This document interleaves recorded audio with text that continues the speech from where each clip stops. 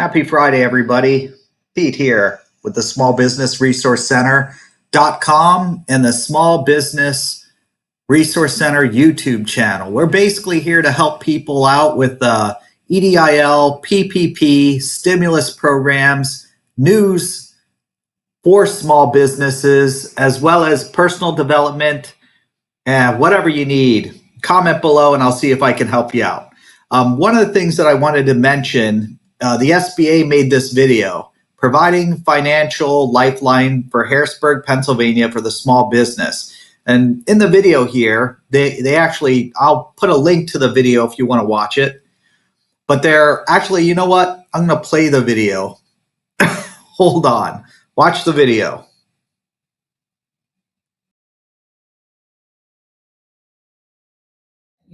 I'm Patty Husick, President and CEO of Centric Bank. I'm one of the founders of Centric Bank. My name is Darmaine Robertson. I'm one of the owners here at Sweet Confections Cakes. I'm Willard Robertson, the baker. My job is just basically maintenance and baking. I'm Dieter Gallagher, and I am owner and CEO of Dieter Gallagher Group. I'm Janine Diaz, and I am a first-generation immigrant from the Philippines. I'm Jessica Myers. I'm the CEO and owner of Gem Group, LLC. We are a commercial construction company based right outside of Harrisburg, Pennsylvania. My name is Sue Pera. I am the owner of Cornerstone Coffee House in Camp Hill, Pennsylvania. COVID crisis was so intense and the impact so deep. Really devastating to us as business owners. It was so sudden.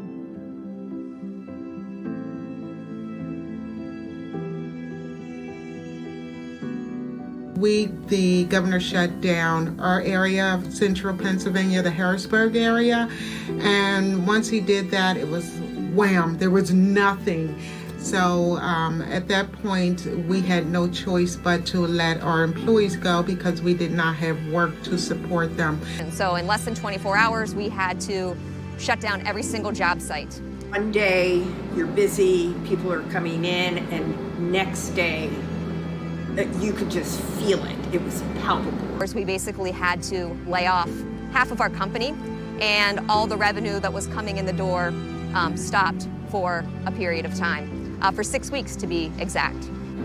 We had to lay off all but 5. On Monday, we were getting 500 cases. The next day, we had like maybe 10.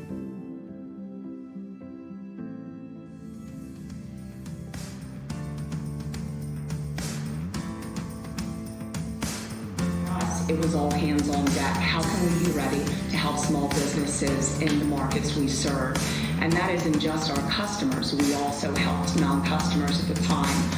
So in less than 48 hours, our team built a loan portal to be able to facilitate the demand that we expected. For us, when they offered the Paycheck Protection Program, it was pretty much a lifesaver. PPP became the gap. Seriously, the line between open and close. Our team at Gem Group, we're very grateful to have a partner like SBA to help us through this challenging time. When we found out about the PPP, it literally, it gave us oxygen. If we didn't have that, I'm not sure where we would be right now. Ultimately, we thought it would be a good fit for our company for a variety of reasons, but the number one reason was we could bring back our people. You were able to, thanks to the SBA and the PPP funding, we were able to keep everybody on and really didn't skip a beat. We now have up to 13 people working. Because PPP was a true lifeline. That Paycheck Protection Program was really a huge help for us, and we brought back our employees. We have been working overtime since. That we're going to come out of this and be better and stronger and survivors.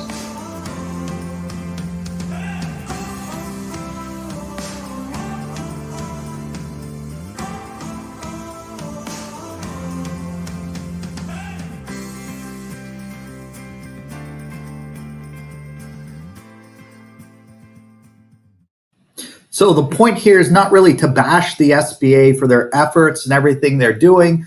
I understand it's actually extremely difficult challenge from where they were to what they're doing, and in my opinion, where they need to be. But there's a huge number of gaps. But I always like to tell people, if you're going to make a video, you're turning off comments here. And this is something I don't like. And the main reason is because of simple fact that when the coronavirus pandemic hit, there was a lot of news online stating that our own governor turned off their voicemails and weren't even picking up the phone. I mean, you're not listening to what the public's saying, and you're putting out information, or you're directing information to people and telling them what they need to do and what you're doing. But really, if you listen to the input of the people, you're probably going to get a lot of information that could help. So I'm trying to be subjective, fair, kind. Maybe I can use those words.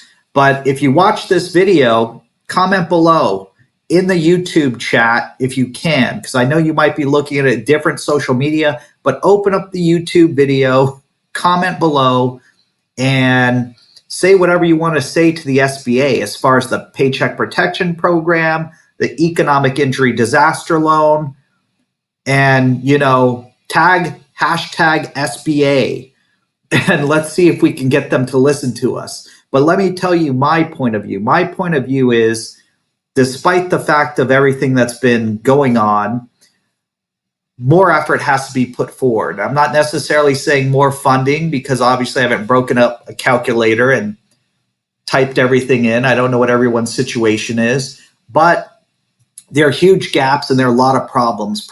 Number one that I've noted is the SBA representatives that you talk to on the phone. Most of them know absolutely nothing. They do such a terrible job. Most of them just say anything to get you off the phone. And that's my opinion. It's probably a true opinion. It's probably a fact, not an opinion. The next thing is, it took me so long to figure out what to do, because finally one person gave me correct information. And I don't understand why the SBA reps can't have some type of clear guidelines so they can give people correct information to make everyone's job easier. In my opinion, they actually don't know what to do. So you talk to them and they just say anything. There's my opinion.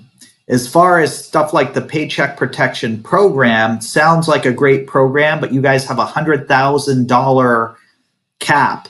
That $100,000 is not much, especially if you're a small business owner or an independent contractor. You could be a small construction person. One job could have a gross income of $15,000, $25,000. That doesn't mean you made $15,000 or $25,000. You have a lot of expenses in picking up materials, doing things, operating your business. So you can easily be over that $100,000 threshold, and now you cannot qualify for the Paycheck Protection Program. So my opinion is the Paycheck Protection Program should have an increased limit. If you need to change that verbiage to state that an independent contractor or small business owner with less than, say, 5 employees or 1 or 2, they have a different financial model so they can still qualify, that might make sense, because I understand lots of employees. As a regular employee, you may not get that as a single person. You have 10 employees, you're probably not paying each employee over $100,000, but in some areas, $100,000 really is not a lot of money. So you're looking at big companies who've easily been able to take advantage of all the EIDL funding, the Paycheck Protection Program, and you're looking at what I consider small businesses not being able to take advantage of it for various reasons. So this is something the SBA really has to look at, and fixing all the problems with the banks and the SBA to make this work better for everyone. That's probably the other thing that needs to be taken care of. And then looking at CARES Act 2, which is coming up, and saying, hey, you know, we're going to make sure if this ever happens again, including CARES Act 2, that they're already going to have a method of operation and a procedure, training manual, whatever it may be. So all this goes smoothly. And I'm not opposed to banks and banking, but I always said, why can't all the loans be direct through the SBA, just to make it a little bit easier? My opinion, if everything was done online direct to the SBA, that would actually be easier, unless people wanted to meet with a local banker and then they could have a system set up that way. But, you know, that's my opinion. I'm always trying to do things the most efficient way. Well, what do you think? Comment below, hashtag SBA, hashtag PPP or EIDL, and what would you want to say to the SBA? Hopefully we can get them to look at this message and review it instead of posting a video and not allowing people to comment. All right, smash a like button if this helped you, subscribe to my channel, and share this with a friend. This is Pete with the smallbusinessresourcecenter.com. Have a great day.